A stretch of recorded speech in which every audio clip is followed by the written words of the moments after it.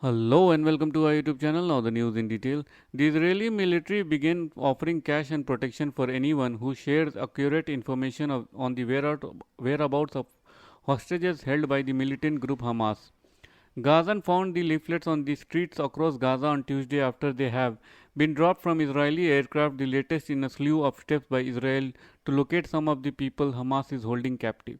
If your will is to live in peace and to have a better future for your children, do the humanitarian deed immediately and share verified and valuable information about hostages being held in your area.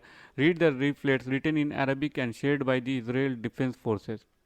The Israeli military assures that if it will invest maximum effort in providing security for you and your home, and you will receive a financial reward. We guarantee your complete confidentiality, they said.